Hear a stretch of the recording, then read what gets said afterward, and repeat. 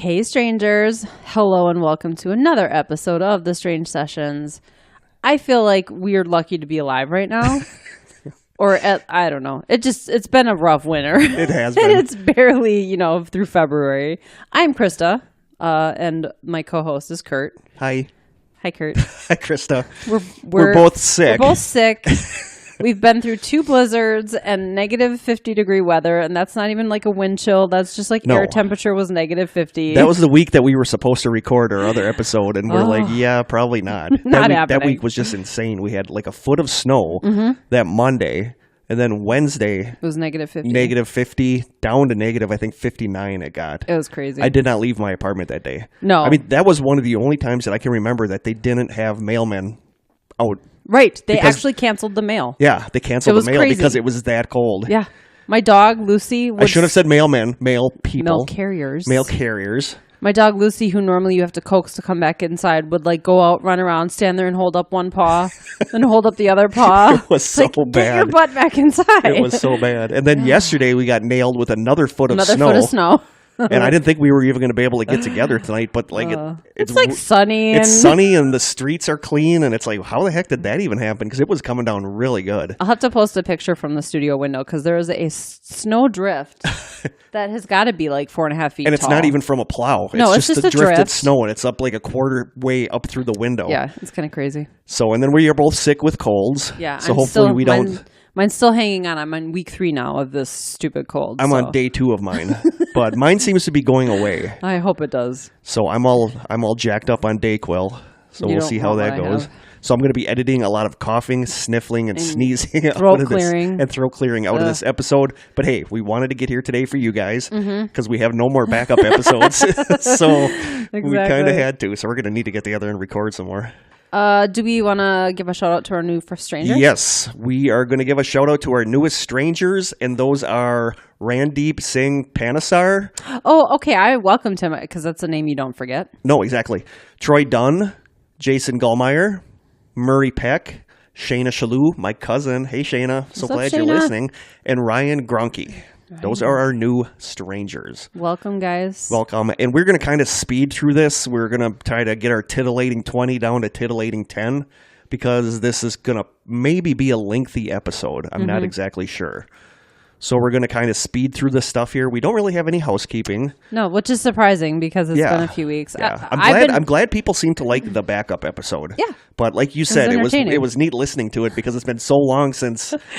we recorded it that it was like listening to somebody else's podcast. I don't remember most of it. I don't remember saying that stuff. So I'm glad you guys like that. Glad we had it to use. Mm-hmm. So we're just going to jump right into the taste test. Let's do it. And we were going to do something from the packages we got from you guys, but I was at Walmart before Krista picked me up, and I saw something that I had to try. I'm just happy that I'm tasting something other than like menthol cough drops now. Hopefully, so I'll be able to taste it. Hopefully, if it's really bad, our sickness dulls the taste of it. And it is Ocean's Halo bacon-flavored seaweed snacks. Whoa. That's so weird. Let me take a picture. It looks like a sun chip. It looks like a green sun chip. Bacon-flavored seaweed snack. Bacon-flavored. Yeah, I bought... We wouldn't want a seaweed-flavored Before we started recording, I was telling Krista when I was there, all I bought was this and a Kraft ramen cup. And the cashier is like, you buy some weird stuff. Well, you should have plugged our podcast. I should have. Swim against the tide, Kurt. That's what it says. Is that what it says? Swim against the tide? Mm-hmm. I'm going to make you open it. I don't think these are going to be horrible, but you can get stuff that's bacon flavored can either be really bad or really good. Right. So I don't like what I call fakin with an F. Yeah. Anything that's bacon flavored is usually fake bacon, and I don't like that flavor. And it tastes like bacon. It says bacon in big letters and then flavor in small letters after it. So that doesn't really. There's no air quotes around the bacon. Well no, for it doesn't. But we are going to give it a try. It's basically bacon bits, which are not bacon. No. Wow, and they are bigger than I expected. You got it open. No. I know. That's always a pleasant surprise. Oh, they are. Look at that. What do they smell like? I can't really smell anything because my nose is all stuffed up. I'm afraid to touch anything. I don't think I'm contagious anymore. It kind of looks like weed. I'm just going to say because It does kind of look like weed. it's kind of got this weird crystallization on it, and it's not, weed isn't usually this We dark. should crush it up and leave it in a baggie on the table here. See, So probably not a whole lot. probably not. It's like see-through. But is And it like it really like moves? thin. It like It's moves really when you thin. shake it. I thought When you shake it like a Polaroid picture. Yeah. I thought it was going to be more crisp. It's very like paper thin. It's like a piece of cellophane. Yeah, a little bit. It is like cellophane. That's what it is. I smell the bacon. This is like the metal thing they found at Roswell that was like aluminum foil, but when you crumple it up, it would reopen. Okay. It's a pretty color green. It's my favorite color. It's like thinner than a communion wafer. It smells like bacon though. It totally smells like bacon. But Okay. you ready to give it a try? I'm ready. Here we go. Why does it taste fishy? I guess it's 'cause seaweed. seaweed? Oh, that is not good. Oh. I wasn't expecting I was not the expecting that fish. either. I'm not finishing. Oh my god. Yeah, no. Fish is bad enough when you're expecting it. And I when you're honest to God was not expecting that. That is not good. That's horrible. Now I understand why it's bacon Oh, flavored. I'm actually happy I have a cold right now at this moment because it would be 10 times worse if I didn't. It was horrible. It didn't smell fishy at all, and I'm offended. I need snacks. That was not what I expected. Oh, now I'm gonna eat this Vicks flavored cough drop because anything's got to be better than that. Hold on, I gotta wash this down with. We'll some leave this motor here oil. for Jeff and Joe. Eat up, guys. Oh, that is was just terrible. Not good. That's That's horrible. not good. I could at least put a fish smell in there to warn you. I wasn't expecting it to taste like that. I don't think that was quite as bad as the Harsh anchovy marshmallow. crackers, but it was probably the second That's worst pretty thing. bad. It's close to the anchovy crackers. At least the crackers were crackers. I think they were like anchovy, they were like dried anchovies, so it was kind of like crackers. I think I blocked it At least out. with that, you knew what you were in for. Right. With this one, I kind of expected it to be good. I didn't know seaweed would taste like fish, though. It does. If you've ever had sushi Apparently with I have seaweed in not. it. Yeah. Why do you eat that? Why would anyone eat that? Hang on, I need a cough drop too. Yeah, hold on. Come on, Vicks. Oh, it's already working.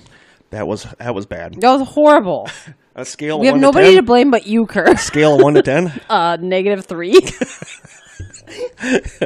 I'm gonna give it a 1 because they tried. You know. I don't know if they tried that hard, though. I mean, they just threw some fake bacon flavor on that stuff and called it a snack. They needed more bacon. I would have been happy with more fake bacon flavor. Yeah, Yeah. that was disgusting. That was disgusting. Thanks for nothing, Kurt. I'm sorry. next episode, we'll do another one from the box of goodies from our listeners. Good. I think our listeners prefer it when we think they're gross, though, so you're welcome, I guys. did not think this. I honestly did not think this was going to be bad. No. I thought, how bad can it be? I like kale. Turns out It's not kale. no, it's not kale. All right. Any last minute stuff we need to do before talking about this episode? I would like to wish all of our listeners a very happy Valentine's Day and Yes. tell you all that we love you very much. Yes. Happy Valentine's Day, listeners. You got Valentine's Day plans? I bought my husband, who's in the trades, as we call it. He builds houses.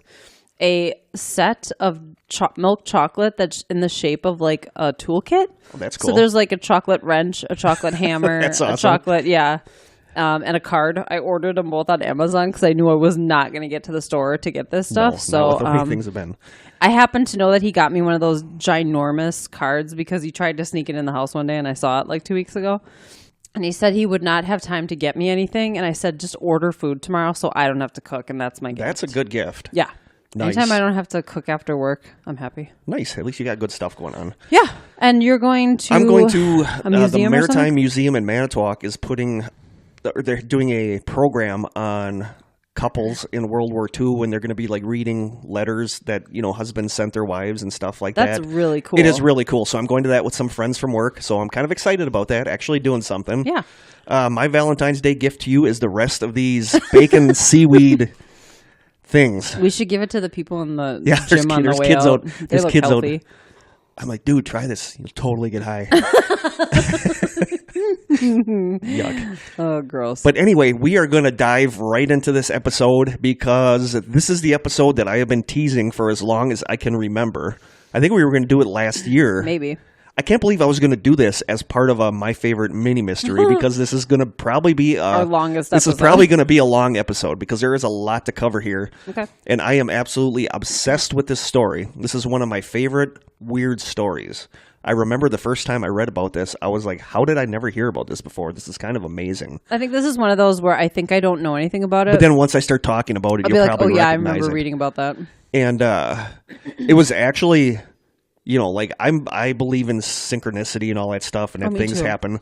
And it was weird that, you know, because of this, I mean, because of the mini, I changed my topic from last season when I was going to do this and we did the moon mysteries. And then I was going to do this the night that we couldn't get together because of the weather. And that's when I found out that the podcast Astonishing Legends, which is awesome, Yeah. had a huge update on this story. I mean, this is like literally the first big update on this story since the 70s. So that's a huge thing. So it just so happened that I was able to catch all that, you know, and I emailed them and I said, hey, we do a podcast. Would it be okay if we discuss the stuff you guys are discussing on here? And they said, sure. They said 100%. That's totally cool. That was awesome. So that's really awesome. But we'll Yeah. talk about that once we get. Hopefully they'll listen to us. Hey They guys. said they're going to check out our episodes. That'd be really cool. What I plan on doing is I'm just going to first read through the notes as I originally had them. Okay. So I'm going to go through the whole story, and then we're going to go to the theories and sub-theories, of course. And then we're going to go into the updates, and then after that, we'll do the what do you think. Okay. So the update's kind of what you learned on listening to their podcast? Yes. I'm sure there was some Yeah. crossover anyway. Yeah, it was just the episodes. If you're into this at all, I definitely urge you to go listen to the Astonishing Legends episodes. They have 4 different episodes, and the last one is 4 hours long. Was it like a 4-parter? It's a 4-parter. So And they have quite a catalog of episodes, yes. so you should just check them out They're in an general. amazing podcast. They really are. But we'll get more into them once we get to the update section. Okay. So as I think Bridget guessed, because I put a little teaser about this episode, and Bridget guessed it right. Nice. I was like, I messaged her and I'm like, how the hell did you guess that? And she said she listens to the Astonishing Legends podcast. Oh, that's cool. So she kind of put 2 and 2 together that Yeah. that's what I was going to be talking about. But this story, the one that I love and I'm kind of obsessed with, is the story of the Betz Sphere. And I was picturing like a sphere that people live in. and it was funny because I sent you the picture today and I'm you're like, oh, it's an actual sphere. it's like actually a sphere. small And I was like, sphere. yeah, it's actually a sphere. But I just, you know, I know people got sick of me talking about this, but I just love this story. It takes place where all the best stories do in the 70s, and it's unexplained, and I kind of feel like there's a little bit of everything in this story. Okay. So I think it's super interesting, and I wanted to do this story from the start, and we are finally doing it, and I'm totally geeked about it. So here we go. And unfortunately, we start with a bit of a discrepancy because there's a bunch of different dates about when this started. So that's usually not a good sign that... You're on the internet. What can you Yeah, do? that usually doesn't bode well for the factuality of what Is went there on. a beef burrito?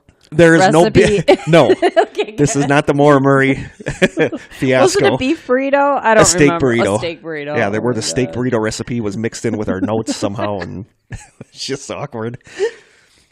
So I went with the date that most people said was accurate. Okay. You know, at this time, people really didn't know if this stuff even actually happened because there's only so much stuff you can find out about this on the internet. Okay. But- Where'd you get all your research from then? Just different sites on the internet. Okay. But then that's kind of when the Astonishing Legends podcast comes in and, you know, There's got to be a book on this somewhere. I don't think there is. I don't think there is. There should be because it's fascinating. Well, we should write a book. Moving on. I'll start that tonight. Okay. So here we go, the story of the Betz Sphere. On the afternoon of Wednesday, March 27th, 1974, Antoine Betz and his family were inspecting some land that they had recently purchased on Fort George Island, Florida, which is an island a few miles northeast from Jacksonville. I'm not 100% sure it's an actual island. It looks like a marshy area. Okay. So, you know, the only thing I can picture in my head is it kind of reminds me of a section of the video game Red Dead Redemption. So that's Okay. that's kind I of have what nothing to that's draw my from. go-to. That's my go-to. Okay. But it's Fort George Island. Antoine was with his wife Jerry FYI, Jerry, hot. Oh, okay. Seriously, I'll show you a picture. Oh, you sent me a picture. I'll show you a picture in a text. little bit. Okay. And she's an amazing person, but we'll get more into that once we talk about the updates and stuff. So Antoine was with his wife, Jerry, and his 21-year-old son, Terry Betz. They were inspecting the area because a brush fire had recently burned 88 acres of land near property the Betzes had recently purchased, and they wanted to see if there was any damage to their new property. Okay. As the son, Terry, was walking around the property, he looked down and saw a bright metallic ball about the size of a bowling ball sitting in the burned grass at his feet. He knelt down to examine it, noticing that the globe's surface was unscuffed and had no scratches, dents, or burn marks. He called the others over and picked up the ball, which was actually far lighter than it looked.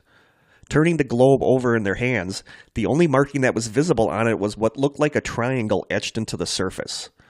The three of them tried to figure out what it was, coming to the conclusion that it was either a cannonball from a long-ago battle on the island that someone maybe silver-plated to use as a keepsake, some piece of military equipment that had been lost, or that with Cape Canaveral being a few miles down the shoreline, it was maybe a piece of a rocket or a piece of a satellite like Sputnik that fell to Earth.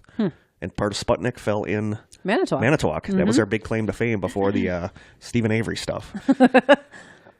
The family wondered if this sphere was actually maybe the cause of the fire as a result from it falling from the sky and crashing onto their property, since the sphere was found in the center of a burnt area.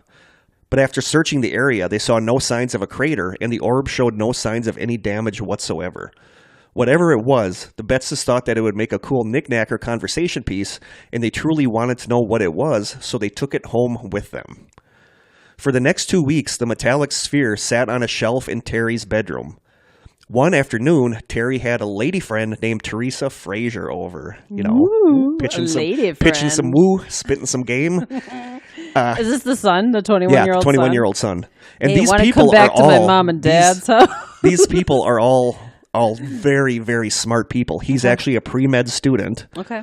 Antoine, I believe, is a Navy something. He did something with the Navy where he's like a Navy engineer. So, I mean, he knows stuff. And Jerry is just all around brilliant. She's just an amazing person that you find out when you listen to the updates. Kurt's got a bit of a crush on. I do have a big crush on her. So he brought it home, had his lady friend over, and he started to play the guitar for her. And it was the 70s, so probably some James Taylor or little John Denver. Yep. But you're Paul and Mary. You never know. It was actually an electric guitar. Oh. As he started playing... Peter Frampton, then, for sure. Yeah, probably show me the way. Yeah, definitely. As he started playing, the two of them were amazed to see and hear the metallic ball start reacting to the music. According to Terry, it started, quote, vibrating on its own, like a tuning fork. Terry started playing different notes on the guitar, and he and Teresa watched as the ball shook and made strange throbbing sounds as it reacted to the different notes that he played. The family dog then began to freak out and react strangely to the strange sounds the ball was making. After that, the dog continued to be freaked out by the sphere. In a 1974 article in the Palm Beach Post, Jerry Betz says, quote, there must be high-frequency waves coming from it. When we put our poodle beside the ball, she whimpers and puts her paws over her ears. Aww. In the days after the guitar incident, the ball would randomly start vibrating on its own, with Terry saying that it was like a motor was running inside of it. Sometimes it would wake him up in the middle of the night with the noise. It's like they activated it or something. Yeah, that's exactly what it seems like. A day or two later, the family brought the ball out to the living room to examine it more. They quickly found out they could place the ball on the floor and push it, and then the sphere would roll, stop, vibrate for a moment, and then return to whoever rolled it, often changing directions more than once as it made its way back to the person. What? Yeah. By this point, the family were pretty much like, WTF. And this wasn't a one-time thing. When like they would stand together in a group, one of them would push it, and the ball would work its way back to that person that pushed it. That's weird. It is. It's true. It's really weird. It's weird. They are like floored by this. They have no idea what this is. Antoine began to do experiments on the sphere. Running a handheld magnetometer around the surface of the sphere, Antoine discovered that the globe's surface had one intensely magnetic spot about the size of a dime. He then tapped on the ball with an iron hammer, and the ball responded by sending out a loud, strange, bell-like ringing tone. I'm curious to know if that magnetic spot, where it was in relation to the triangle. I don't know. The triangle popped up a couple times, but you don't really hear kind of much about it anymore. No. Okay. Then, and this next part is really cool. Then they placed the ball on the living room coffee table. One of them gave the ball a nudge, sending it slowly rolling towards the other end of the table. To the family's amazement, the ball rolled straight to the edge of the glass surface, paused there a moment, then started rolling back in the opposite direction, stopping again at the opposite edge, and repeated the movement. Antoine checked the table with a level and found that it was perfectly straight. Antoine then placed books under the leg of one side of the table, slanting it. When the ball was placed at the top of the slant, it quickly rolled down to the table's edge, where the ball stopped, started spinning on its axis, and began moving up the slanted table using its own spinning momentum. It's like a Roomba. It is. It's exactly like a Roomba. The Betz family began considering the possibility that this object was equipped with a sophisticated guidance system or was perhaps being intelligently controlled, either from within or by some external force. The family said it seemed like the sphere on the table appeared to be trying to get safely back to the ground without falling. Doing further experiments on the sphere, Antoine also discovered that the ball might have been using solar energy, being very active on bright sunny days, but sluggish and quiet on cloudy days. If the family brought the ball outside and rolled it into the shade, it would then roll on its own into the sunlit areas. I feel like that's just everyone. Yeah, that's true. Kind of sluggish on cloudy days. So they have no idea what this is. They're stumped about what this is. I'm thinking alien. It's got to be alien. That's one of the most popular guesses.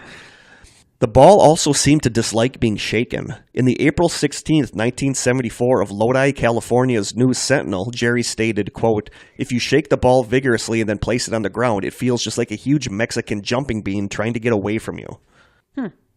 The Betz family were actually afraid that it would leave the house on its own, so when no one was playing with it or watching it, they would place the orb in a duffel bag so it couldn't escape. That's kind of fun. I know, it is. It is. By this time, the Betz family decided that it was time to find out just what it was that they actually had in their possession, so they were trying to figure out what they should do. The first call that Jerry Betz made was to the local Jacksonville Journal. The Journal was both amused and intrigued by their story, and they sent out a seasoned photographer named Lon Enger to get the story and snap a few pictures. The skeptical Enger accepted the assignment, and he joked to the rest of the newspaper staff that he feared he might be, quote, walking into a den of crackpots. When Enger arrived at the Betz home, he was... Wait, his name is Enger? Enger, E-N-G-E-R. Okay. I know. It sounds like I'm saying anger, yeah. But it's Enger. Okay. When Enger arrived at the Betz home, he was eagerly greeted by Jerry, who immediately thrust the sphere into his arms. In the April 12th, 1974 edition of the St. Petersburg Times, Enger says, quote, "I'm leery of this kind of thing. When I got there, Mrs. Betz said, 'You won't believe this if you don't see it.' They instructed the skeptical Enger to give the ball a little shove across the floor.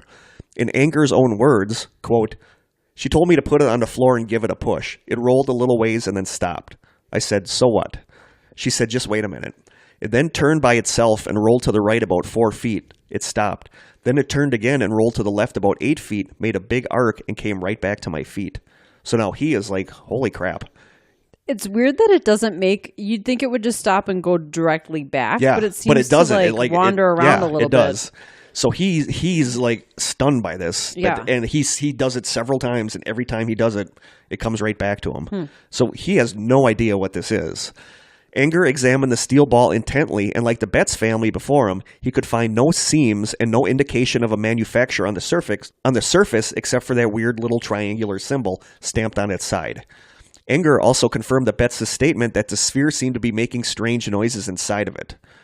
As soon as the amazed photographer relayed his story to his editor, the paper wasted no time in publishing his account, and within days a media firestorm was ignited.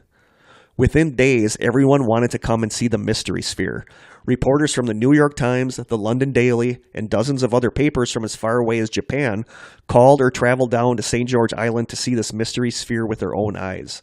The journalists and visitors often arrived skeptical, but almost universally left both impressed and perplexed by the sphere's bizarre abilities. So all of these people saw it and witnessed it in person. It wasn't only journalists and curious people who wanted to see the sphere, though. The scientific and military communities were also trying to get a look at the object. Representatives of both the U.S. Marine Corps and NASA contacted the Betz family, as did UFO investigators representing the Aerial Phenomena Research Organization, or APRO. A U.S. Marine spokesman even went so far as to admit on television that the ball had behaved strangely in his presence and conceded that he was unable to explain its origin. An official press release issued by the Marines publicly stated that the ball was not the property of the United States government. The Betz family started getting bombarded by scientists asking the family if they could send the sphere to the research facility so they could examine it.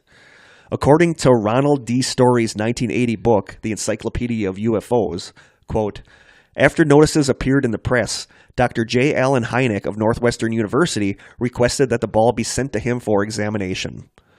And J. I feel Allen like you'd Hynek, never see it again. J. Allen Hynek is a big name in UFOs. Okay. He is one of the nation's most revered UFO researchers. Ufologists. Subsequent callers, however, suggested to Mrs. Betz that trusting it to a public carrier could allow for interception, substitution, or loss of the sphere. Right. So she decided not to send the ball out to anyone. I would not let it out of my sight. But then, shortly, two things changed the family's mind.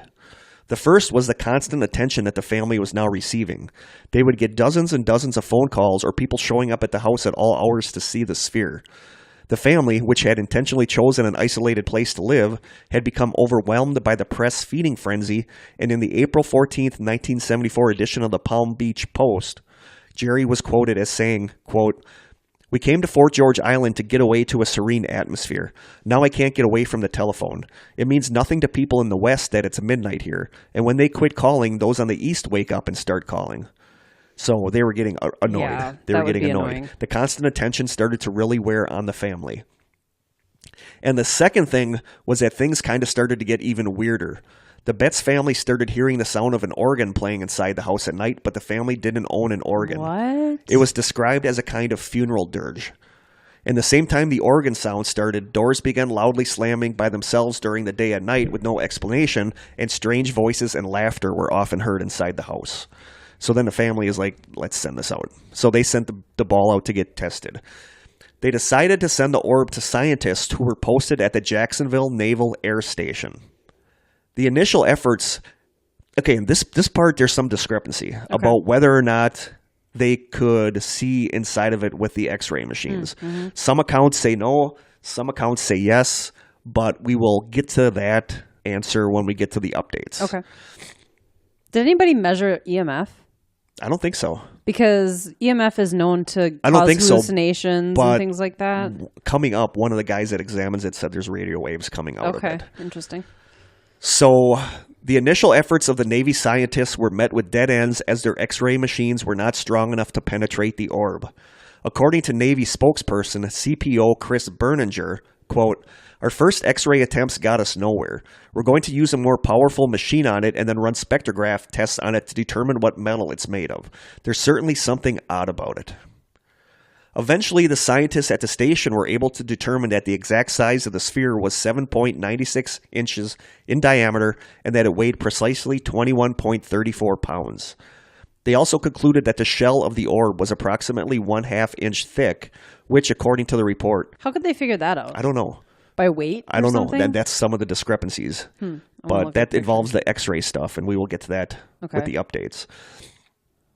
They also concluded that the shell of the orb was approximately 1/2 inch thick, which, according to the report, could withstand a pressure of 120,000 pounds per square inch.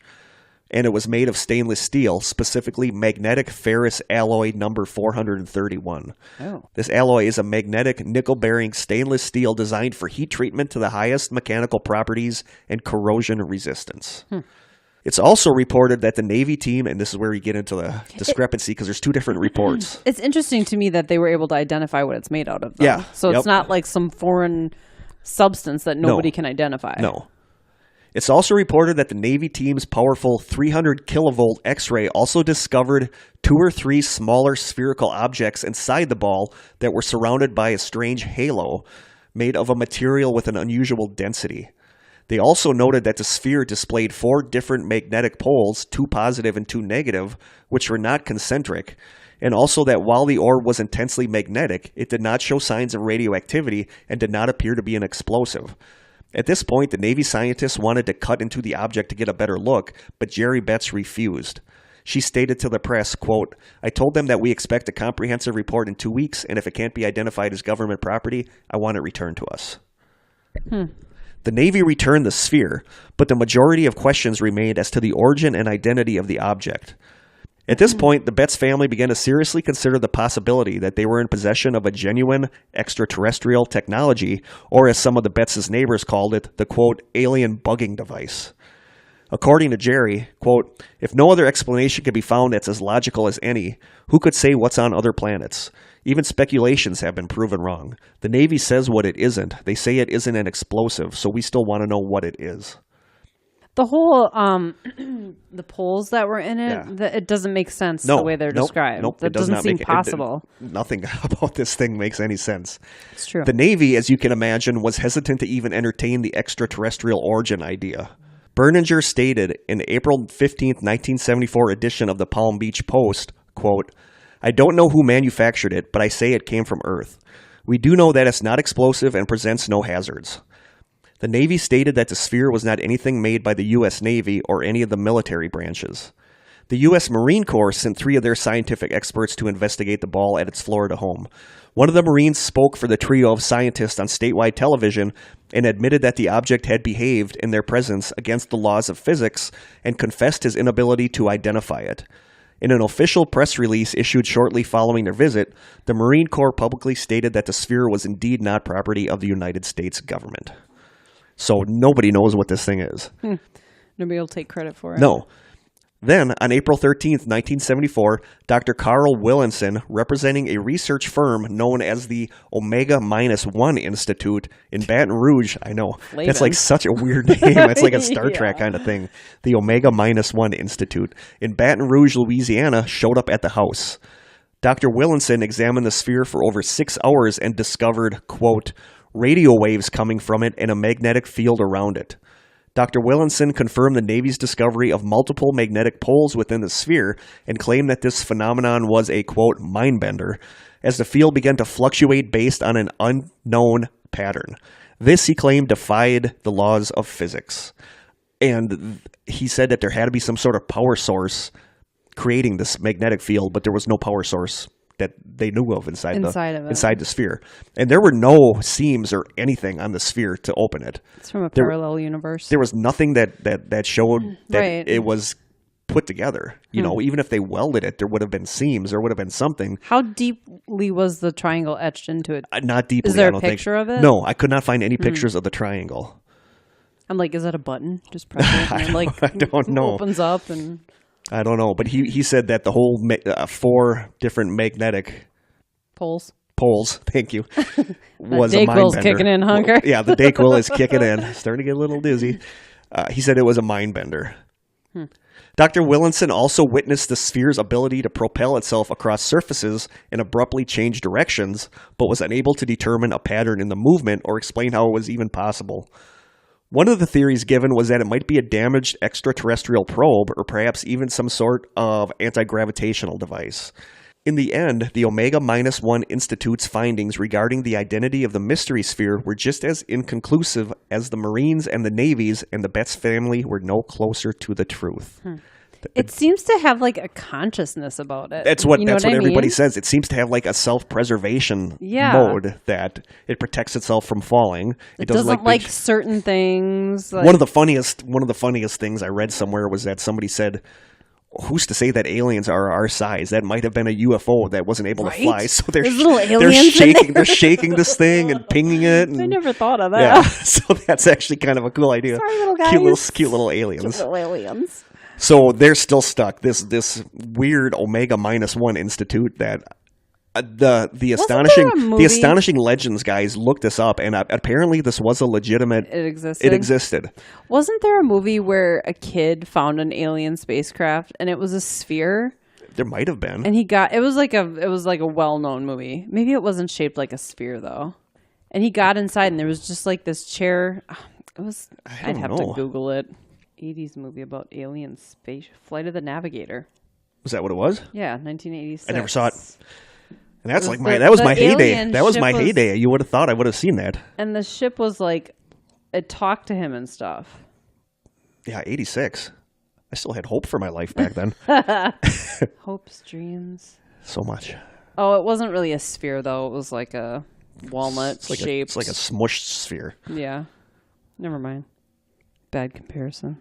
So now in the 1970s, tons of magazines and other publications took a serious interest in subjects like cryptozoology, ufology, and the supernatural, mostly because those stories sold magazines. And I remember being a kid that in the 70s and 80s, even when you would go through the checkout line, they'd always have those little books, like little tiny books, and it was always like unexplained stuff, UFOs, ghost stories, and stuff like that. So, I mean, I remember that from those days, that was a kind of a big thing. One of these magazines that took a great interest in the paranormal was the National Enquirer. Oh, sure. So celebrities having alien babies. Yeah, no, the National Enquirer was never that bad. No, it wasn't? No. Like what Weekly World News. You're thinking of Weekly World News. Maybe. Weekly World News was bad. National Enquirer was mostly legit for the most part. It was still really? Yeah. It was a tabloid, but it was mostly legit because it was mostly celebrity stuff. Okay. On March 12th, 1972, the National Enquirer offered an award of $10,000 for the best scientific evidence of the reality of UFOs and $50,000 to the first person who could prove that an unidentified flying object came from outer space and is not a natural phenomenon. This sum would eventually be raised to $1 million in 1976. Ooh, good year. Were you born? I was born. Mm-hmm. Hey. While the Enquirer was considered by most to be a little more than a supermarket tabloid, the publication took great pains to assemble what they referred to as, quote, their blue ribbon panel, which consisted of noted scientists including Dr. J. Allen Hynek, Dr. James Albert Harder, Dr. R. Leo Sprinkle, who in 1974 was involved in the investigation of the popular Carl Higdon abduction case, biologist Frank Salisbury, State University of New York professor of philosophy Dr. Robert F. Cregan, a former Supreme Court justice, a former Attorney General of the United States, and a former New York Court of Appeals judge. So, I mean, this was a good... Yeah, that's a group of people. That is a group of people. That is a good group of people. Also, the heads of APRO, MUFON, the Mutual UFO Network, and NICAP, or NICAP, National Investigations Committee on Aerial Phenomenon, also formed a panel that was in charge of deciding which cases would go before the main panel. So, I mean, they actually... That was a big deal. This was a big deal. I mean, they actually did a good job with this. They have a good process. Yeah, it was a major thing, and they had good people running this blue ribbon panel. It would be at the panel's discretion to decide if any of the evidence represented absolute proof of alien life and award its presenter the prize money.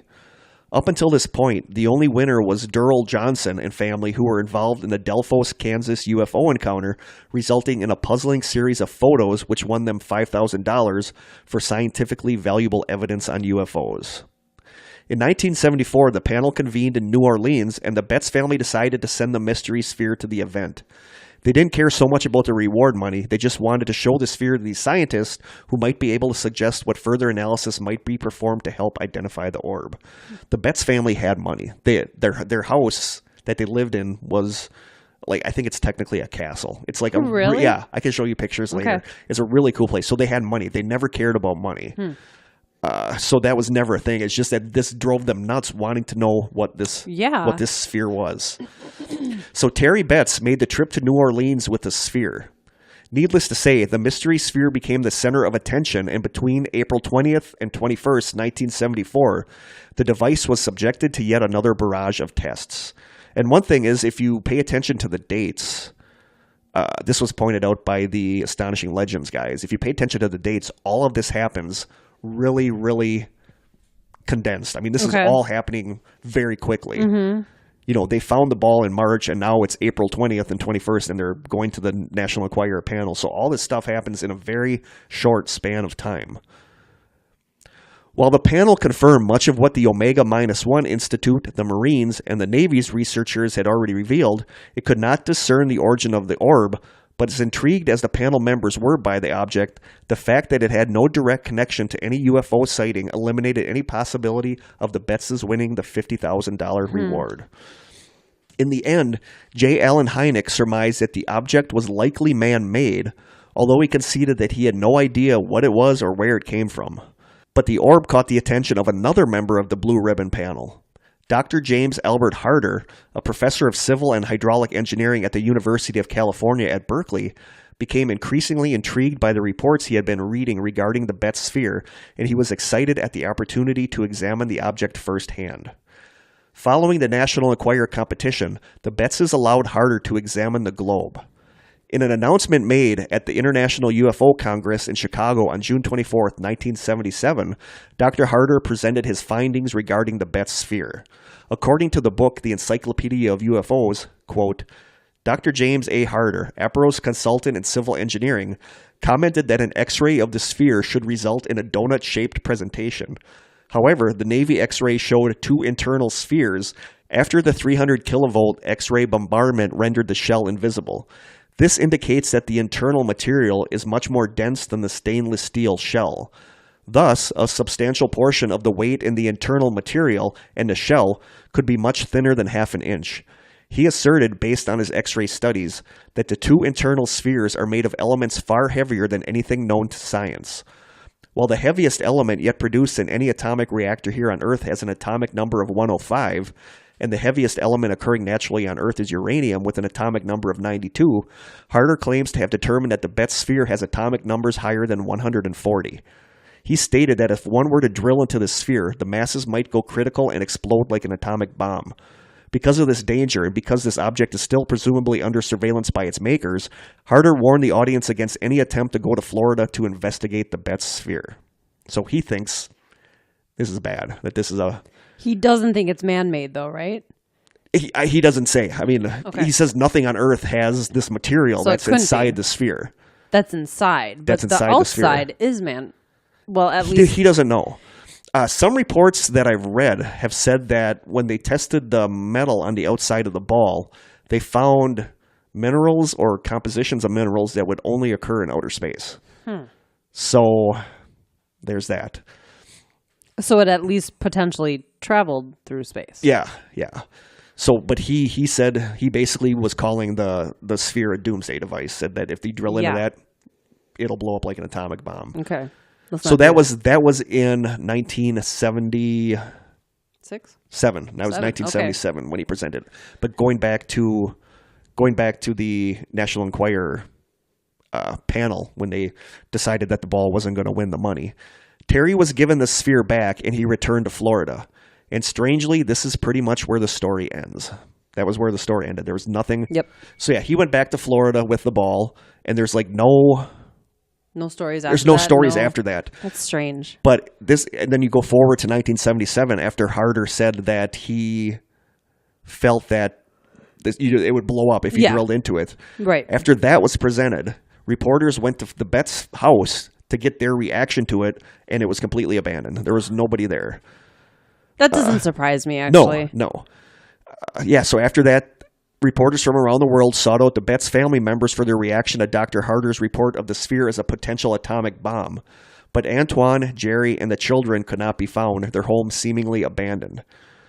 There seemed to be few, if any, follow-up articles or news stories, which everyone thought was weird, since the story of the globe seemed to hit its most fascinating point, the belief that the orb might have been some kind of weird alien doomsday device.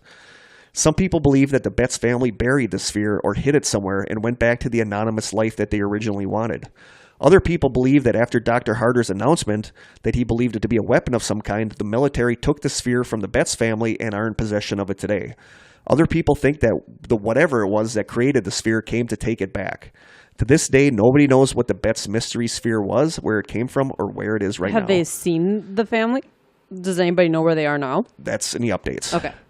So that's the story that was on the internet before the updates. So now we get to three main theories and sub-theories. Okay. Main theory number one, the Betz sphere was not of this world. And I mean, that's... It just seems like nobody can explain it. No, exactly. So sub-theory number one is that it was part of an alien ship or it was an alien drone. I mean, it's very rare that something like this happens. That something is witnessed by... Sounds like hundreds of people. Sense. The thing is, I was around in 1974. Even, somebody said, well, maybe they were doing it by remote control. You didn't have that kind of remote control in 1974. No. That you could not make this ball roll around on its own like it was doing and then go back. They speculated that somebody was around the corner with a little, like these days you have the little cars. I'm picturing a guy with a joystick. Like the remote control car. Yeah. That you can, but they did not have that in 1974. Well, were they following it to these labs where scientists were doing? That's another thing. So that was one of the speculations that it was part of an alien ship or it was an alien drone. Sub-theory number 2, it actually was an alien weapon or a doomsday device, and this gets into ancient astronaut theory.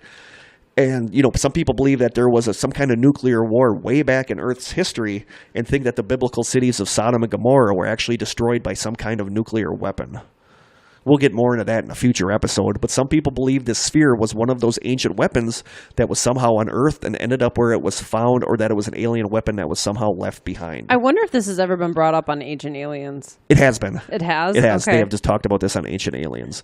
But that's one of the theories, too. They've talked about the sphere? Yes. Okay. Sub-theory number 3, it was actually an alien or an artificial intelligence. And I mean, it obviously has. It's obviously have some kind it's of showing some intelligence. signs of artificial intelligence. Mm-hmm. It doesn't seem like it was doing things randomly. No, nor in any kind of pattern. but it did things randomly where all of a sudden it would start making a noise. Where, all of a sudden it would, out of the blue, it would make a pinging, like a little pinging noise. But maybe it was reacting to something that you didn't realize it was reacting to. So it was random that way, but it seemed to exhibit an intelligence. It seemed to have a self-preservation mode where it wouldn't let itself fall off the table. Mm-hmm. Like it was choosing where it went. Yeah, yep. Sub-theory number 4, it was a Foo Fighter, and not the Dave Grohl kind, the actual Foo Fighter. Dang. Towards the end of World War II, pilots began reporting inexplicable lights following their aircraft. The objects flew alongside aircraft at 200 miles per hour. They were red or orange or green, and they appeared singly or with as many as 10 others in formation, and they often outmaneuvered the airplanes they were chasing, never showing up on radar. Is that where the name of the band came from? Yeah. I did not know that. Yeah. Yep. That's where the Foo Fighters came from. Okay. A lot of pilots saw these back in those days, and they speculated that this might have been a downed Foo Fighter. Sure. If looking at pictures of it, it's very reflective. The pictures you gave me, it looks like it's very shiny. It's not, though. There's different pictures. I'll show you in a little bit. For the longest time, the only pictures that existed of this were like the ones I showed you. Mm-hmm. There's a picture of Terry Betz up on the panel at the National Enquirer thing. There's one picture of him sitting next to one of the professors or scientists at the National Enquirer panel. There's only one picture from that. So there were very few pictures up until the update. Now there's more pictures. So those are the sub-theories for it is not of this world. Okay. Main theory number 2, the Betz Sphere was a hoax. And for the longest time, people kind of thought this because there was really no evidence. There was nobody backing up some of the stuff that happened. But it just seems the family hated this. The family hated that they were... But it's like it was tested and, studied and nobody could debunk anything. But people still suspected that the family somehow built this thing or created this thing. And the family was going nuts with the attention they were getting because of this. Right. If it was a hoax, they could have just showed him what it was and said, oh, it turns out to be nothing. Yeah. Never mind, nothing to see here. So... Yeah, if they got sick of the attention, you think they would have revealed it to be a hoax. I totally don't buy. No, I don't buy it either. I feel like too many people saw it doing things that defied physics. Yep. And then main theory 3, the Betz Sphere was an ordinary object that was misidentified. In sub-theory 1, it was a downed satellite. It's difficult to claim that the Betz Mystery Sphere does not resemble a Sputnik-style Soviet satellite with its antennas ripped off, or perhaps even a simplified version of China's Shijian-1 experimental satellite, which was launched in 1971. Wouldn't you see where things were attached to it, Exactly, though? and there was nothing. There was no opening, or there was nothing that you could see that was ripped off of it. And wouldn't X-rays reveal that it was simply a satellite? Yeah. As tempting as it is to suppose that the sphere was a man-made satellite, the fact remains that there was absolutely no indication of a crash on the Betz property, save the brush fire, and no sign of any re-entry burns on the object itself. So are we thinking that's where the fire originated from? We don't know. It seems logical. We'll find out later that because there were brush fires happening all the time around that time, but there's no way to tell for sure whether or not this started the brush fire. Right. These two facts alone would seem to entirely disqualify the notion that the Mystery Sphere was a downed satellite. And I don't buy that explanation. No, I don't either. Sub-theory number 2, it is a sea bottom marker. UFO author Roland D. Story suggests that the object might have been a sea bottom marker, which was used to assist missile-launching submarines by giving them stable points of reference for ballistic calculations. According to Story, quote, The Navy's failure to identify the sphere could be due to, quote, need-to-know restrictions related to classified devices. The flaw in this theory resides in the fact that even if Berninger and his team did not have top-secret clearance, the hoopla surrounding the discovery of this sphere, not to mention the reams of paperwork that would have been necessary to conduct these experiments with the Navy personnel, would have surely set off some kind of alarm even in top-secret circles. You know, they would have noticed. They would have known that it was something of theirs. Even if they weren't privy to the information, they would have noticed that it was something to do with them, and they said, no, it's not ours. The Betz family had already agreed to give up the device if it proved to be military property, and it would have taken very little effort on the Navy's or the Marines' part to keep the sphere in their possession if the technology was that sensitive, even if they wanted to keep the device's purpose a secret. I mean, at any time, they could have said, oh, crap, that is ours. Right. And they would have gladly given them it back, knowing what it was, because all they wanted to do was know what this thing was. Exactly, and that's the whole thing. Even if it did belong to the Navy, it still doesn't explain how it was defying physics, and I would want the answers to that. Exactly, and on the Astonishing Legends podcast, one of the hosts keeps going back to that. He said, yeah, but it did stuff on its own. It rolled on its own, you know. Well, and the poles not lining up how they should, kind of, that's what I keep coming back to.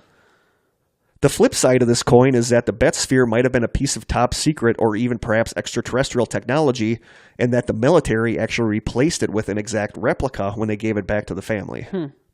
Possibility. Sure. That's the risk you take. But you'll find out when we do the updates. Did it behave exactly the same when they got it back? We'll find out when we do the updates. And sub-theory 3, this is the big one. When you do searches on the Betz Sphere... Did you hit yourself? I just, was pulling my microphone towards me and smacked myself in the face with it. And sub-theory 3, this is the big one. When you do searches on the Betz Sphere, like in YouTube, you're going to come up with a ton of links that say Betz Sphere debunked, and you're going to find articles saying this is all the Betz Sphere was. You're going to find literally hundreds of those. Okay. And that is sub-theory 3, that it is a ball valve ball. Okay. It's a ball that goes in a ball valve. Okay. So this is kind of a lengthy explanation here, but this got pretty much declared what the Betz Sphere was. Okay. The Palm Beach Post reported on April 18th, 1974, that a woman named Lottie Robinson recognized the ball from the newspaper photos, then went and got her own ball out of the garage where it had sat for some 15 years. Technicians from the St. Regis Company paper mill identified it as a ball valve from some large pipes used in their factory, and that it had been scrapped 15 years before. Somehow the ball had found its way from a scrap dealer to Mrs. Robinson's son, and from there to her garage. It was very close but not identical in size and weight to the Betz Sphere. Seeing this article, Robert Edwards, president of a Jacksonville, Florida equipment supply company, picked up the phone. He showed a UPI reporter a brand new stainless steel ball manufactured by Bell & Howell in Bridgeport, Connecticut. Edwards and the reporter uncrated it, weighed it, and measured it, and found that it was 8 inches across and weighed just over 21 pounds, exactly like the Betz Sphere. Edwards said, quote, "I'm not saying that this thing didn't come from outer space because I've never seen it. All I'm saying is that the physical description of it matches exactly the type of ball we carry in stock." Are these things known to wander away and come back on their own? We'll get to that too. Okay. We'll get to that like very soon. Like a bowling ball looks like one of these things, but I'm not calling it a bowling ball. The Navy scientists had identified the ball as being made of an alloy called stainless steel number 431. According to the website of a supplier of this alloy, quote, "Number 431 has been successfully used in a variety of aircraft and general industrial applications. These include fasteners, bolts, valve components, and chemical equipment." So if this is the case, how did one of these spheres end up on the Betz's property? For that, we have to go back a ways. Shortly after the story broke, a Coca-Cola delivery man saw some similar-looking spheres in a sculpture outside the hotel managed by artist James Derling Jones in Taos, New Mexico. He called Derling Jones' attention to the newspaper stories about the Betz Sphere.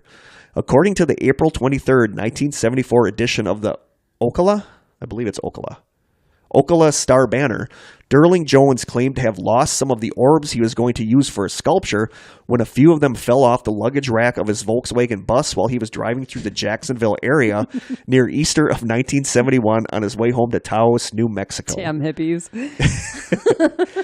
Derling Jones asserted that he had gotten the industrial valve spheres from an anonymous friend who had gotten the objects illegally. He also claimed that the noises the family heard the spheres make had a very logical explanation. Quote, "The rattle comes from trying to patch the sphere. The company drills the spheres and re-welds them before machining them again. Sometimes some of the milling or drilling chips drop inside, and that's where the noise is coming from." As to the sphere's weird movements, Navy spokesman Chris Berninger concluded, quote, "I believe it's because of the construction of the house. It's old and has uneven stone floors. The ball is almost perfectly balanced, and it just takes a little indentation to make it move or change direction." I don't buy it. People opposed to this theory point out that none of the experts who examined the orb noticed any well marks, and that X-rays seem to reveal distinct structures within the object. And the strange movements the sphere made are far too elaborate to just be a house with uneven floors. Well, and he checked the table and it was level. Yep. But this is where basically everything ended. People said that's what this was. It was a ball joint ball. I don't think that explains any of those things. But that's where when For you look once, up, I'm not poo-pooing all over this story. Yeah, yep. This is when you look it up. This is what everybody says it is: a ball joint ball that was used. That this guy had him on the top of his Volkswagen bus to go do a sculpture, and they fell off the top of the bus, rolled onto their property. So there's that. That's basically the given explanation. And lastly, what the hell happened to the Betz family? Journalists, investigators, and researchers have sought in vain to find the merest trace of the pre-med student who discovered the sphere, his parents, or his siblings. Were they shocked into hiding for the rest of their lives by the frenzy that overwhelmed them, or were the family perhaps eliminated so someone or some group could obtain the sphere? And that is where my original report ended. Okay. Yep. So now we get to the major update. And like I said, it's still crazy to me that this happened when I was researching this. On January 13th, 2019, which was a month ago, exactly a month ago, the podcast Astonishing Legends released part 1 of their Betz Sphere episode series. If you've never listened to Astonishing Legends, you need to. It's an amazing podcast. The hosts, Scott and Forrest, are awesome and even have a team working with them that research everything. These guys do crazy research. Wow. Like insanely crazy research. Okay. A lot of their episodes span 3 or 4 different parts. Jeez. They look up old newspaper articles to verify everything. They look up everything on Google Maps to see where stuff happened. They're crazy researchers. So they don't accidentally download research that has a more Murray steak timeline burrito that has a steak burrito? Probably not. Recipe mixed in? Okay, good. That would probably get caught early in the process. We need a crew intern. to do. We need a group of interns to do our research. Yeah. So I can sit and play video games instead of researching. Interns. Yes. When their Betz Sphere episode came out, it was announced that they managed to track down and interview a member of the Betz family. And that's a big thing. They did? They did. Wow. And it was not like a fifth cousin twice removed. I mean, this was a hardcore. One of them, yeah. This was one of them. Yeah, this was definitely one of them. She wishes to remain anonymous, but Scott and Forrest know who she is. They completely checked her background. They checked everything, and she is an inner member. I feel like there were 3 people in this story: the mom, the husband, and the son. There weren't. So is it the mom? There weren't. We'll get to the mom. Okay. There weren't though. There were other siblings. Oh, okay. And I don't want to speculate who it is because she really wanted to stay anonymous. Okay. But don't know exactly who it is. But it is somebody that is one inner of them. Circle. It is in the inner circle. Immediate Betz family. Okay. Yep. She wishes to remain anonymous, but Scott and Forrest know who she is, and they looked into her, and she's totally legit. She 100% is.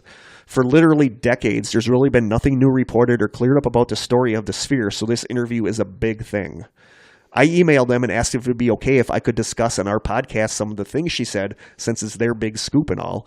And they said that would totally be okay, and they would even check out our podcast. So Sweet. If you're listening, guys, thank you so much, and you and your show are amazing. It is seriously one of my favorite podcasts. Very cool. So thank you. If you are interested in this topic at all, you need to go listen to these episodes. There are 4 parts, and it is more than 10 hours about the Betz Sphere. Listening to the Betz family member talk is amazing. I have a really good BS detector for when somebody's talking, and I do too, actually. I 100% think she's legit. I'm guessing she's in her 50s or 60s, so she's older than I am. Okay. But when you listen to her talk, you're like, no, she's totally legit. In the last episode, the part 4 that I listened to this morning, they even had a Scotland Yard officer email them and say that based on his training, she is 100% telling the truth about everything. Wow. And when I found out that this happened, my heart like sank because I'm like, oh God, they're going to say, this update is going to say none of this stuff happened. Mm-hmm. This was all made up. It was all a hoax. Yeah. But that's not the case. Not the case at all. So here are some of the fascinating things that came up during the interview with the Betz family member. And they actually play the interviews with her, talking, saying what's going on. When the podcast contacted her about being interviewed for the show, she wasn't going to agree to it. She went online and looked up stuff about the Betz Sphere, which she had never done before, and was amazed that all of this was out there, a lot of it inaccurate, and some of it left out. Then she researched the Astonishing Legends podcast and was really impressed with them, so she agreed to the interview, saying that it would be the one and only interview she would be giving about the sphere. One of the first things that she brought up is that there's a lot of, not discrepancies, but there's a lot of assumptions made about when they found the sphere. She was actually there when they found the sphere. Okay. She was, she's not in the main, it's always just Antoine, Jerry, and Terry, but she was there when they found the sphere. She said a lot of the reports and stuff make it sound like it was on their lawn, the lawn of the property, and it wasn't. It was actually found in the woods. She said that they just bought a part of that woods because Jerry Betz was selling the trees to the paper mill to make money. That was like her cash crop, was selling the trees to the paper mill. And with the fires that had been going on, they went out there with a bulldozer and made fire breaks where they would just, clear a long length of the woods so that if a tree started on fire and fell, it would not fall against another tree and start that tree on fire. Right. It would fall into this clearing. So they went out and made a bunch of these. And after one of these fires went through, they went out to this woods to check to see if everything was okay. Walking down one of the fire breaks, they noticed that there was a weird section of the woods where the Betz family members said it almost looked like a microburst or something had gone through because tree trunks in that area were completely broken in half. Like something happened there. Mm-hmm. She didn't call it an impact zone, but it was something. Kind of like how if a tornado went through. Yeah, something significant happened there. Like if the storm condensed and hit that one area, because she said the trees were all bent in half and something happened there. And it was when they were looking at that section that they saw something shiny on the ground near the microburst area. So that's basically where they found it, was in the middle of the woods. Interesting. She said that the story about the balls being from an art exhibit were 100% not true. She said this thing was a mile into the woods. There's no way she said there's no way the ball fell off someone's VW bus unless the guy was doing some serious off-roading, driving through the woods in his VW bus. She said the guy would have had to been off-roading in his VW bus, or the ball would have had to fall off and roll 20 miles through the woods to where it was found. I'm saying no. Yeah, so she said no. Happening. And the hosts of Astonishing Legends tried to track down this guy, and there's like no... He doesn't exist. This sculptor, there's no proof. There's nothing that says that this guy even actually existed. Okay. So that almost sounds like a cover-up story that was put out to explain away the ball. Right. So, Bait the thought of some guy off-roading in his VW bus through the woods with these balls on his luggage rack, for God's sakes, on top of them. Why would you put them on your luggage rack? But no. She says one of the first things the family thought it was that it was a ball from a valve or some piece of factory equipment. They took the ball and showed it to several industries around there right after they found it, and nobody knew what it was. She said she was annoyed because there was a reporter on the news that said it was a ball valve, and she had this ball valve, and she was like tossing it back and forth in her hands, and she said this thing weighed 21 pounds. You're not going to toss it back and forth in your hands. So she was just really annoyed that this got written off as a ball valve. She said that's not what it was. I didn't like that explanation. No. She said that the ball was not on a shelf in Terry's room. It was actually, I can picture it in my head. She said there was like a window, like a bay window, that had like a seat built into it with like a cushion on it. Okay. She said it was like in that area where the ball sat. And she said the ball would roll around on its own in that little section. So it wasn't necessarily the guitar thing that set it off, but that's like called like one of the first things. That's interesting. And she said that the ball would constantly roll back to the person who rolled it, not just once or twice. She said it did it all the time. She said a newscaster came out and rolled the ball several times and was amazed that it always came back to him. he would try rolling the ball and then quickly moving away, but the ball would just keep rolling until it finally got to him. Were they always in the house when they were rolling the ball? No. So that wouldn't explain if the house were uneven, See this in a little bit. Okay. So there's, she said that one of the things that never shows up was that the ball was crazy magnetic.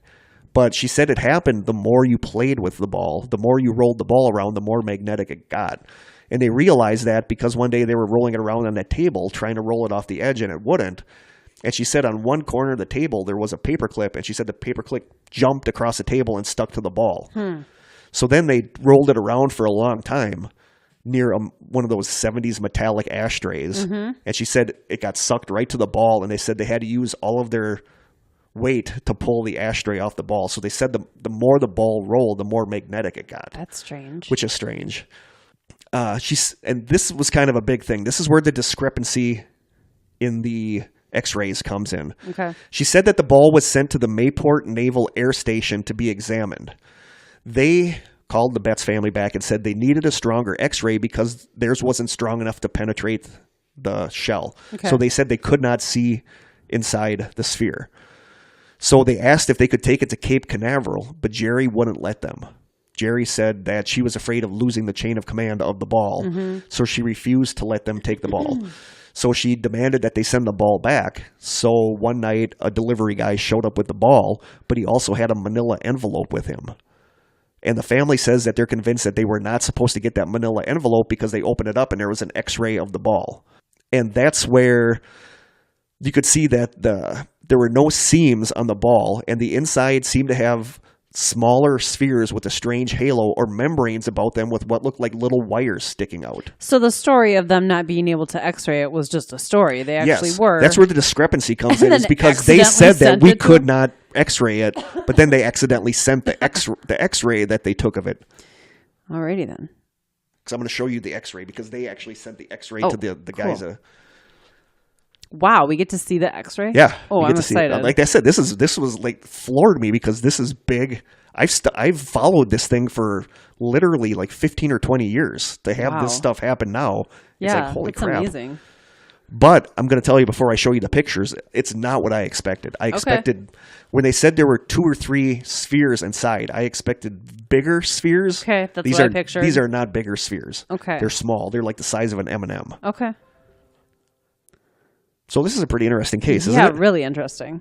So this, I'll show you a couple pictures. I don't know if I should post these in the strangers, because if you guys want to see these pictures, go to the Astonishing Legends page, they kind of because own them, right? it's their pictures. I mean, they were nice enough to let me talk about this stuff. I don't want to yank their pictures off of there. So go to the Astonishing. Maybe I'll put a link to it in our group, and then you can look at the pictures. But I'll just show you a couple here. This is going to be riveting for them, me showing you pictures. Sure. I could have really exaggerated reactions to them. That'd be entertaining. All right, here is Antoine Betz. That's the dad. He's a dapper-looking guy. Sure. Kind of has an Errol Flynn thing going on. Mm-hmm. Here is Jerry Betz, my crush. Oh, yeah, she's pretty. She's super pretty. Those pictures are clearly from the 50s. She's an amazing person, though. We'll get more into that in a little bit. And here is a picture of the table that the ball was on when it wouldn't roll off. Not at all what I was picturing. Not at all what anybody pictured. Wow. Yeah. It's a lot of wood. Yep. That's what she said. And here is a picture of the Betz Sphere. Interesting. It looks like a lead ball. shot. It looks like a lead. I mean? Yeah, it looks like a lead ball. It has that. It's dark, but it has a little bit of a sheen. I expect it to be like more silver looking, like a steely, like a marble steely. No, it looks like lead. And here is the X-ray of the inside of the Betz Sphere. I'm dying to know if they still have it. I waited to find out in the podcast in the very last 30 seconds of the podcast. Seriously, I waited. That's what I wanted. Because I'm going to tell you right now, it's added to my bucket list. I have a very small bucket list, but I want to hold this thing in my hands one day. Right. I don't know how it's going to happen, but I want to hold the Betz Sphere in my hand one day. Well, you just answered my question.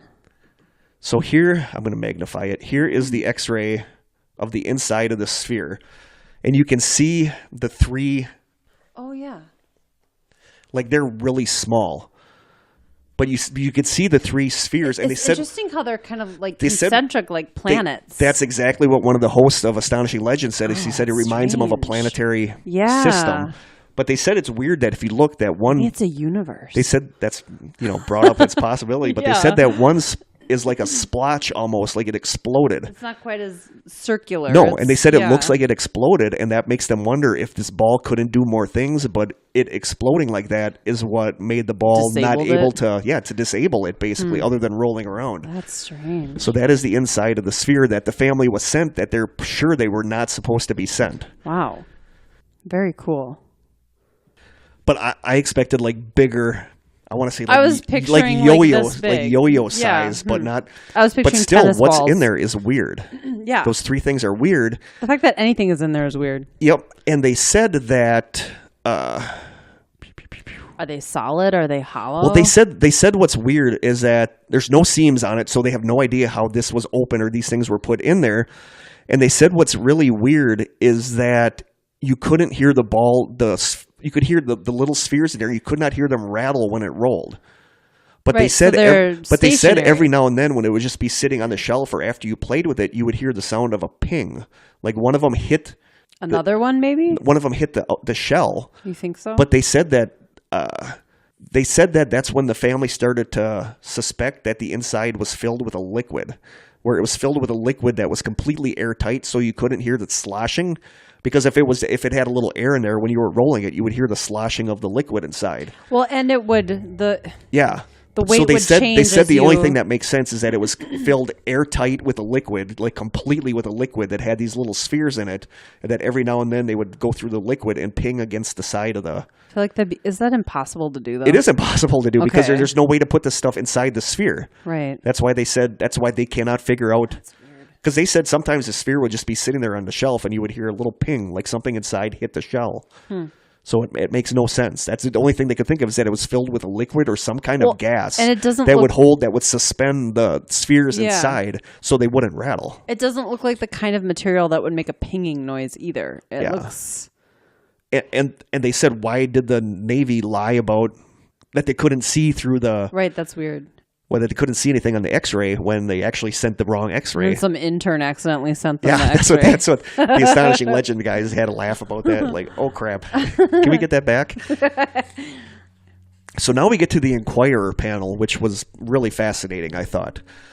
When Terry traveled, the orb wasn't kept in a duffel bag. It was actually kept in a bowling ball bag, which I think is funny. Yeah. So at the Inquirer panel, it sounds like it was nuts. It was filled with just like dozens and dozens of reporters, scientists. Everybody wanted to see this thing.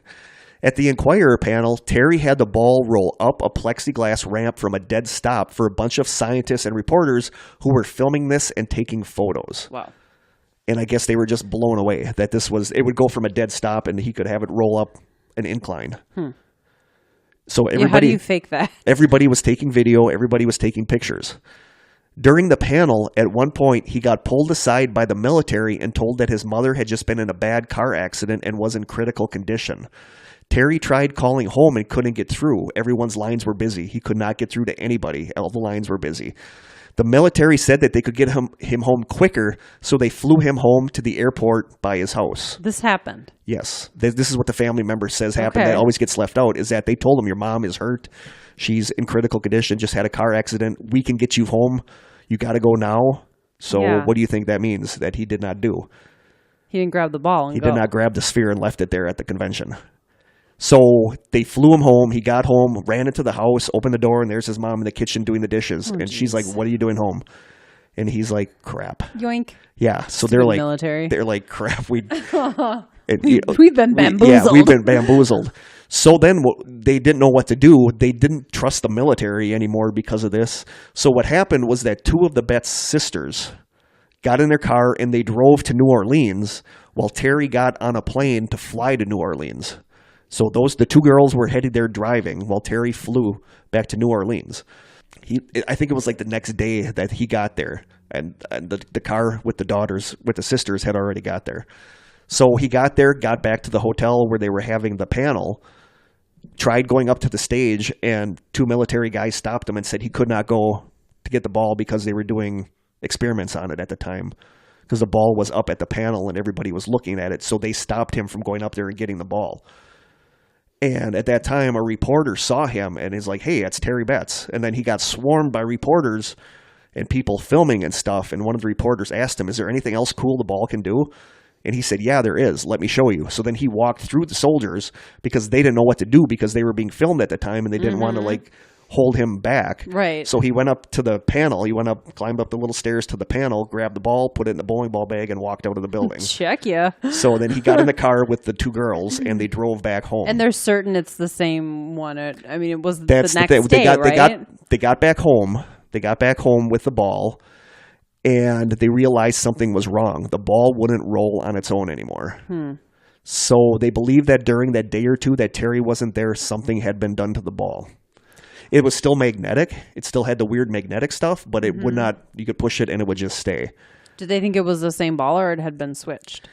They believed that it was the same ball due to it having the same marks or pitting on the outside. Okay. So they said it looked... That'd be hard to mimic, I guess. Not necessarily. Overnight? Not necessarily. I mean... Possibly. I don't know. But they're pretty convinced that it was the same ball. Okay. They're pretty convinced it was the same ball, but they think something had been done to it. So they took it to get it x-rayed again at one of these places that had that really good x-ray, that 500 kilovolt or whatever x-ray. So now the new x-rays showed what looked like a white line going down the center of the ball, and where there had been spheres in the ball before, now it looked empty except for a couple of small metal shavings. So like they cut it open and removed the spheres? Yep. So it looked, from the white line going down the center of the sphere, it looked like it had been cut open. Or but possibly... there was no visible seam on it? No, there was no seam on it. And that's why she said, the lady they were talking to, the witness, said they couldn't figure that out because they didn't have lasers. I mean, they had lasers, but like rudimentary lasers in 1974 that you could not cut this thing in half and then have it back together to look like nothing had been taken out, which led them to wonder if this was maybe a replica, that it wasn't the actual sphere. Yeah. You know, that so... seems more logical. Yeah. Especially since it's not behaving the same. Nope. They said that just the rolling stuff stopped. So they were kind of pissed. Was it still making the noises? Nope. It had the magnetic properties, but it didn't have any of the other stuff. It dick move, military. Yeah, it was totally a dick move. So then the Betz family member that they talked to also went in to talk about a couple other things. She said that J. Allen Hynek actually stayed at the house with them.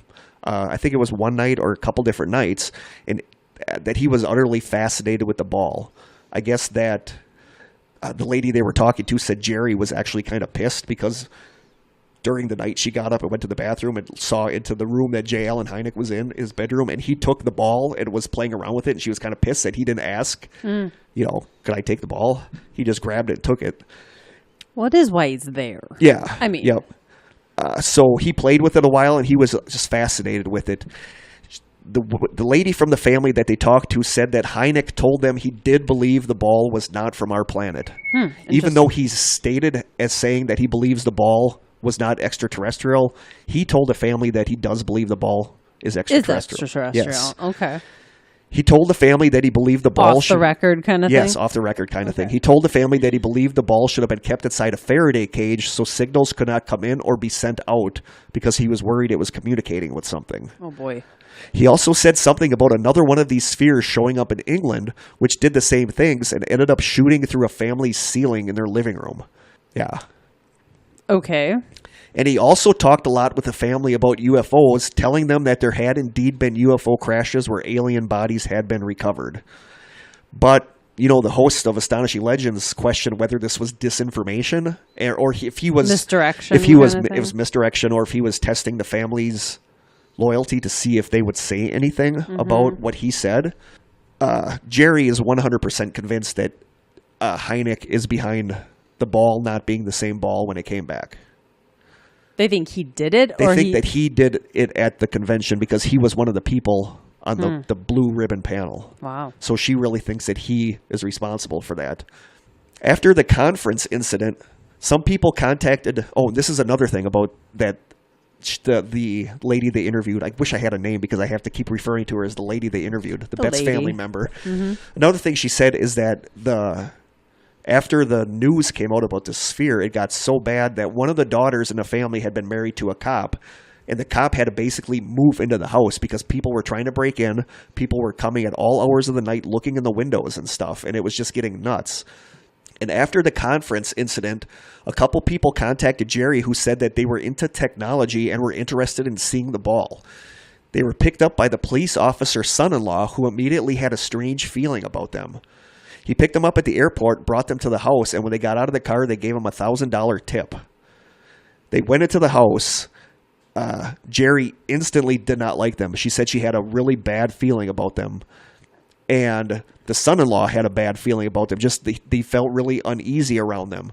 As soon as they walked into the house, they told Jerry that they would give her $750,000 for the ball. Holy moly. But because Jerry had such a bad feeling about the group, she lied and told them the ball was not in the house, that it was being studied. They then became very cold and irritated. After they left, Jerry contacted the group that the people claimed to be from, but nobody knew anything about them. So the hosts of Astonishing Legends said it sounds like Men in Black, like a Men in Black situation where she said they were odd, that she was just creeped out by them, that there was something. Bad feeling, that is like immediate bad feeling. They then pulled back on putting stuff out about the ball because they realized they were starting to attract possibly dangerous people. Right. And after that happened, something else happened that Jerry doesn't think had anything to do with the ball, but it still was an odd coincidence. No, like troubling. One day she was scheduled to have some people come and work on their septic tank. They talked to her and said they would have to come in and flush the toilet every now and then to test stuff out, make sure everything was going good. So they were doing this, and at one point she got on the phone and she was calling somebody, and she had her back to the door and was talking on the phone, and she heard the door open and was kind of waiting for the toilet flush and didn't hear it. So she started to turn around, and all of a sudden she had an arm around her throat, and the guy was forcing her to the ground. Oh, my God. She started screaming into the phone, and then the guy stopped because he did not know she was talking on the phone because she had it under her hair, and he couldn't see because she had long hair. He could not see that she was on the phone. So once he found out she was on the phone, he got up and ran away, and the people that were working on the septic tank ran away and got caught by the cops and arrested. Oh my God. And she doesn't think it was anything to do with the sphere. She thinks it was just like a rape attempt, or robbery attempt or something. But they just were they actual employees of the septic company? They were. The police caught up with them down the road from the house, and it became a he said she said thing, where they basically ended up getting nothing. But by that point, they were like done with. Who was she on the phone with? I'm not sure. I they don't remember would have been a said, witness to what was going on. Well, yeah, because she was screaming on the phone at them that she was getting attacked. Jeez. The lady they talked to from the family said she doesn't remember anything about it being more active in the sunlight, but she said that one day they accidentally left the ball out in the sun, and the ball got amazingly hot where it almost burned their hands when they tried to touch it. They ended up bringing it back into the house, and 3 days later, the ball was still too hot to touch. That's odd. Which is really odd. I feel like it being hot after being out in the sun is not odd, but no, she said 3 days later, it was still hot. That's odd. That is very odd. She said that Jerry thought J. Allen Hynek had a lot to do with the ball being taken and changed. So there's that. And again, I urge anybody that's interested in this to go listen to the Astonishing Legends episodes, because you get to hear all of her stuff. And she talks a lot about, what was really neat is that she talks a lot about the family. Like before, they were kind of just a backdrop to the story of the ball, but the more she talks about them, the more interesting everything is. One thing she said that I thought was really cool was she said that Jerry was actually kind of psychic. Like, she said that there was one time that they were on board this ship, touring it, I guess, and you could hear the sound of them trying to turn the engine on, and it would not go on. So Jerry asked the sailor that was escorting them around what was going on, and he said, "We're having a problem. We can't get the ship going." And she said, "Well, do you have a pen and paper?" And he said, "Yeah." And she said, "Write this down." And she gave him a list of 20 letters and numbers. And the guy looked them up, and it was a part for the ship that had just been replaced. Oh, and it turned out that part had been defective, and that's why the ship was not going. That's really strange. Which leads me to wonder if she was not maybe influencing the ball somehow, if she was psychic, or if it was like not realizing it.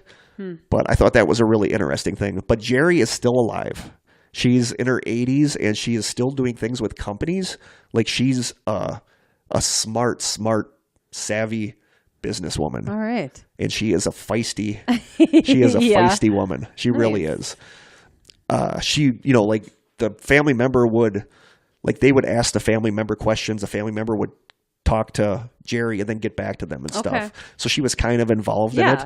And so that's basically some of the bigger things that she said in the interview that were, I thought my favorite thing was about nobody knew about the fact that he got called saying that his mom was in a... That's crazy. And then after that, the ball wasn't what it used to be. So they think how that shady. something was done. Well, clearly. To the ball. So again, go listen to those. Otherwise, if you're what would be the interested in point this. of that?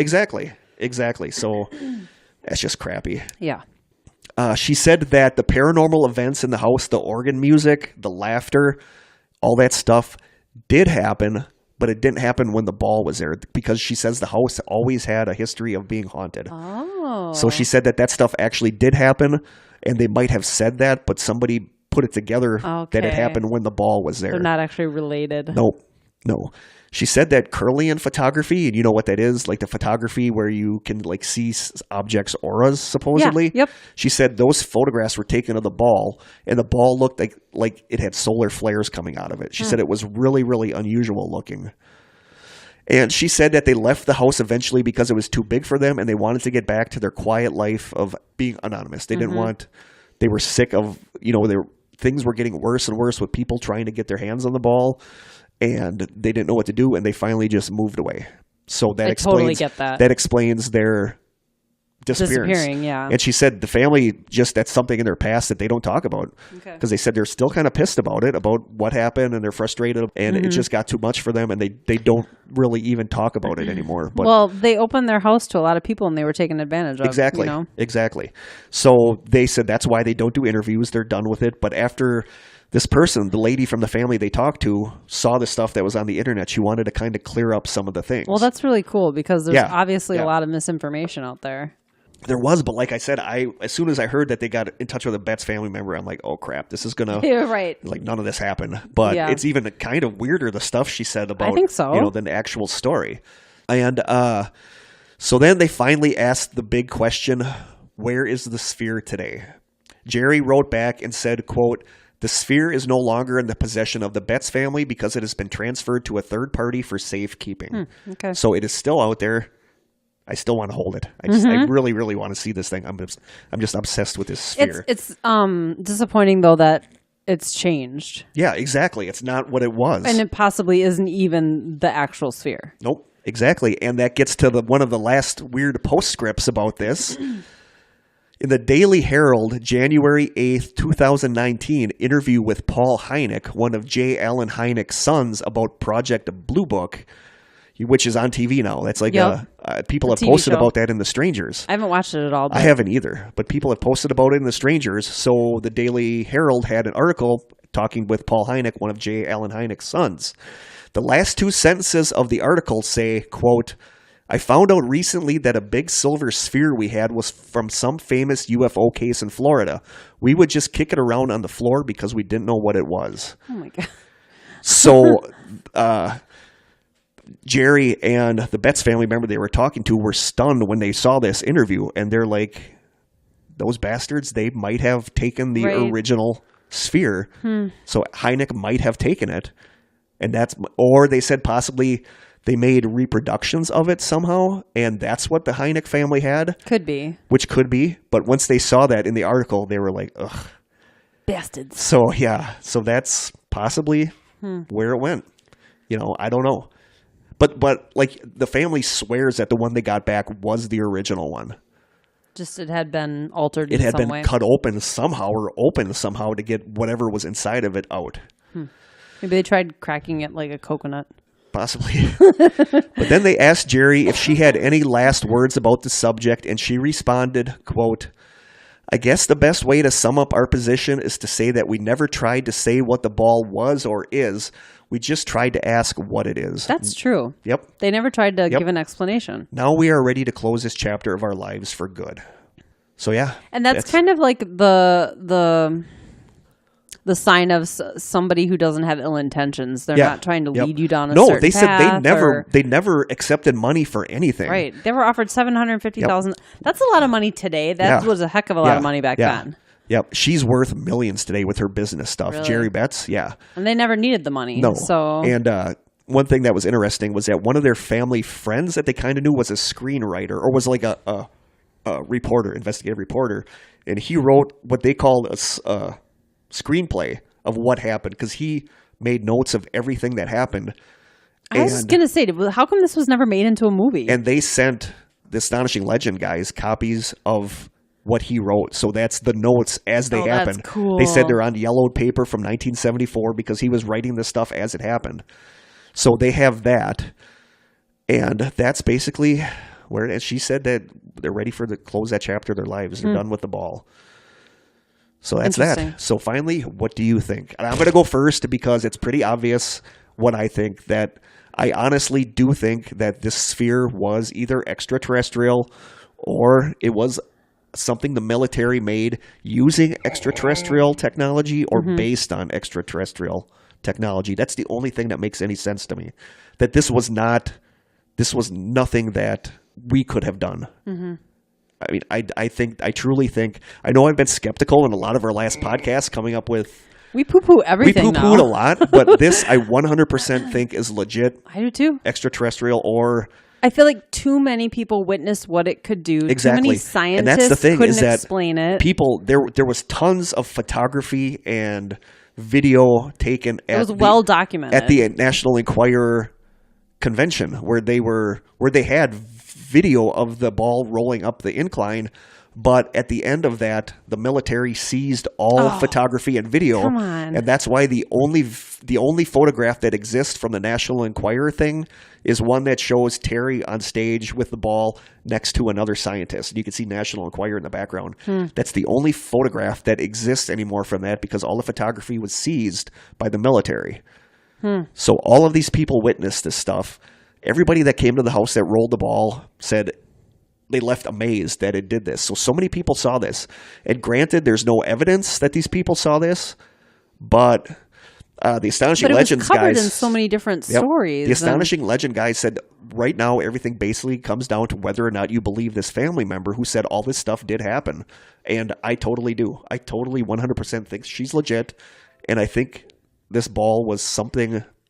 But I feel like that it was covered on the local news. It was covered in papers. I mean, you have to believe that they wouldn't be reporting if they hadn't witnessed it themselves. So are all of these people lying? I don't think it does come down to this one family member. Nope. I think there's too much documentation of what happened to discount it, and I don't think it can be explained by anything man-made. So I'm in 100% agreement with you. Yep, I'm not poo-pooing this one. We're not poo-pooing this. I think this is a legit. So what did the Astonishing Legends guys think? What was their conclusion? They don't know. I mean, they basically said the same thing we are, that this was not of this world. This was not, they thought originally, like their guesses were that it was a dummy warhead. Because dummy warheads are spheres, like metallic spheres. They behave that way. But that's exactly what one of the hosts kept saying. He said, but do they roll on their own? And right. They always go back to that. Vibrate and make noises. And they said nothing makes sense, and the only thing they could come up with is that this was extraterrestrial, or it was something the military did based on extraterrestrial technology. But then why didn't the military claim it when the Betzes first brought it to the military? That's why that doesn't make sense. And then finally... Right. And like I said, Jerry thinks that J. Allen Hynek is the one that was responsible for doing whatever happened to the ball to deactivate it so that the stuff that was inside the ball was gone. So I don't know.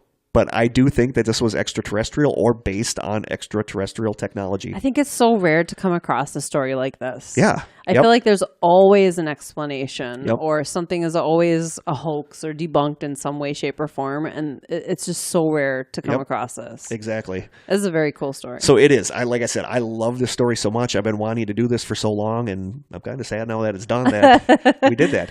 So I want to end on a quote from a website, and I forgot to write down what website it was, dang. but I was reading an article about it, and I really like this last quote from the article. It says, quote, "In the end, there's a good chance we will never know the definitive origin of the mystery sphere, but there is the chance that just as you read these words, the irrefutable proof of the existence of extraterrestrial life might be sitting in a cardboard box collecting dust in someone's dingy basement, just waiting for a curious child to discover its enthralling and potentially dangerous secret." It's true. So that's the story of the Betz Sphere. Wow. I love it. Hopefully you guys liked it too. Yeah, I'm blown away. Yeah, I'm really curious to know what our listeners think. What do you guys think of the Betz Sphere? Was it new to you, or did you know about this? And I sure believe some of these some of them details knew were about new. it. Some of them knew about it. I think Bridget did. Dash said that he had never heard of it. But unless they listened, well, Bridget would know if she listened to Astonishing Legends. She'd know about the updates. I just remember the first time I read about this, I was floored that I had not heard about this before, because this is a really valid, big deal. and it is a big deal. It's a really valid case of something unexplainable, and it ties in the military, scientist, J. Allen Hynek. I mean, there's a lot of stuff going on here in this story, and it's fascinating. Yeah. I just want to hold this thing so bad, even if it's deactivated. Still, I want to hold this and be like, cool, this is the because Betz it could have Sphere. come from another world. We don't know. Yep. That's so crazy. So let us know what you guys think. Yeah. Hopefully you enjoyed the episode. Yeah. Do we want to do a listener question? I think we should. Okay. It's tradition. Ready? Mm-hmm. We'll probably do 2. Okay. We're probably going to do 2 questions. The first question, sent in by Anonymous, of course. Why do kamikaze pilots wear crash helmets? The first answer that comes to mind is so that you don't initially know that they're a kamikaze.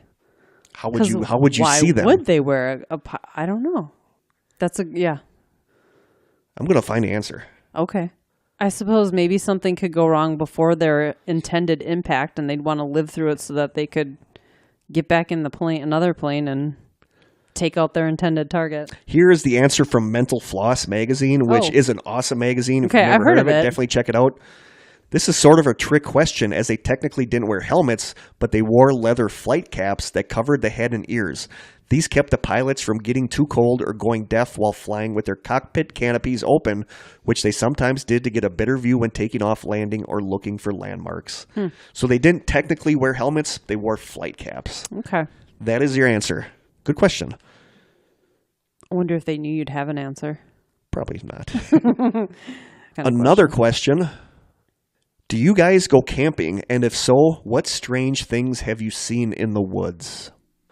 I've been camping many, many, many, many times. I've been never years. camped. I have never camped in my seriously? life. No, I've never been camping, and I want to go. I would love to go to the middle of the woods in Oregon or Washington and get dropped off in the middle of the woods and camp as I made my way out. But I've just never camped. Well, and if you want an experience like that, and we've never done it, but we've talked about it. We have the Ice Age Trail here in Wisconsin. Yes, that's where I walk. It's one hundreds of the trails of miles. I walk on. Yep. And you can backpack and camp along the route if you want to. And we've talked about doing that a lot of times. No, I've always stayed at campgrounds. I got married at a campground, a state park. You did. I've camped there. You did. I've never experienced anything strange while camping. No. Have you ever experienced anything strange in the woods? No. Really? Not that I can think of, no. That's odd, right? It is odd. I've had moments where the only thing that I could say I experienced was I've had moments where it's a sunny day, everything is nice, but I just don't feel right. Like the woods feel wrong. Like sure. They feel I've off. felt that, yeah.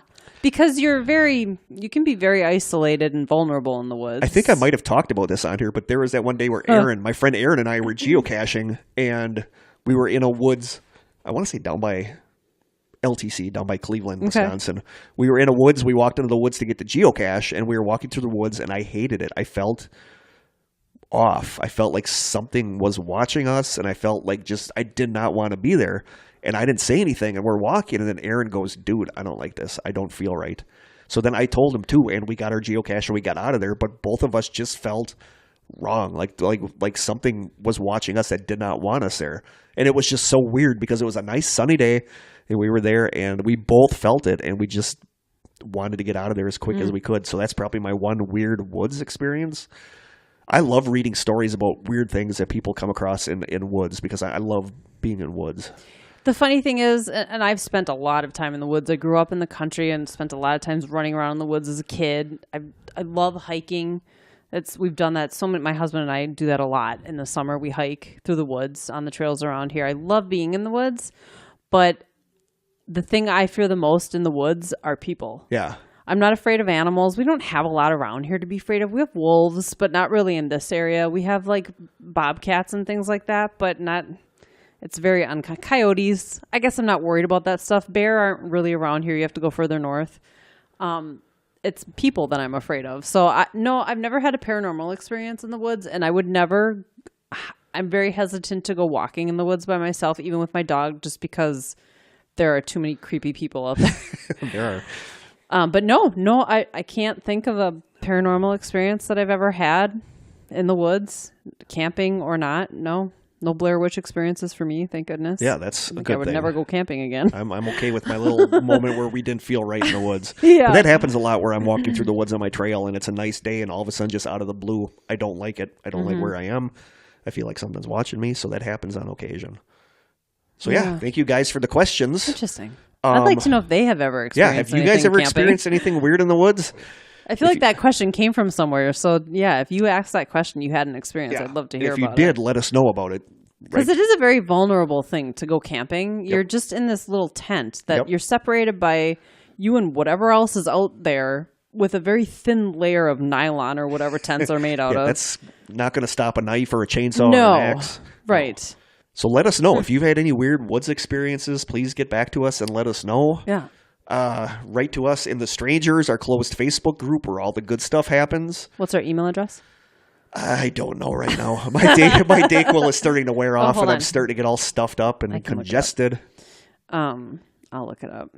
Please rate us on iTunes if you would care to. Yeah, please rate us on iTunes. We're trying to figure out, we want to get more listeners now, so we're trying to figure out ways we can do that without being obnoxious about it. Exactly. Because I hate when people go to like a group that has nothing to do with podcasts. They're like, hey, everybody, listen to my podcast. Right. Yeah. Okay, our Gmail is thestrangesessions@gmail.com. Yep. So you can drop us an email, write to us in The Strangers. We're on Instagram. We're on Twitter, Facebook, obviously. We have do you a want to P.O. give box. Our P.O. box? I don't remember it off the top of my head. Wait, I have a picture of it somewhere. I'm so prepared. You're so out of it right now. I am. I'm like really... Great. I'm going to worry about you your whole drive home. I'm kind of worried about my drive home if the I'm pretty sure I have a highway's going to be snowy. It should be okay now. It could be freezing now, so I don't know. Way to psych yourself out. Paranormal. Oh, come on. Hey, if I die, at least I got to talk about the Betz Sphere, so I'm happy about that. Well, there's that. I got it. Hang on, I found a picture of it. Good. One of these days, I'm going to write this down so we can have it like right here. Have it on the we wall. could put it on the. That would for next time. Well, we Good need thinking. an intern to come up with these ideas. We need something. Our PO box that you can send us stuff to, and please do. We love postcards. Yep. Is The Strange Sessions, PO Box 434, Manitowoc, Wisconsin 54221-0434. I believe we have it posted online. Yeah, I think it's on our Facebook if you want to page. send us something, please do, because we're lonely and we love getting mail. So I think that's it. We talked about the Betz Sphere. And answered some questions, ate some disgusting fishy seaweed. God, I forgot all about that. With fakin sprinkles on it. Oh, the faking was the best part. It was. So not saying much. Let us know what you guys thought of the Betz Sphere. Like it? Think it's a hoax? What's your explanation? Think it's some dude in his VW bus off-roading through the woods? Some stoned hippie. I always think of, this is like totally off topic, but I always think of the show Lost when Hurley got the Dharma Initiative VW bus going in the woods. That's what I always picture now as that guy. But it wasn't that. It was extraterrestrial. Agreed. So from Krista and I, until next time, stay strange.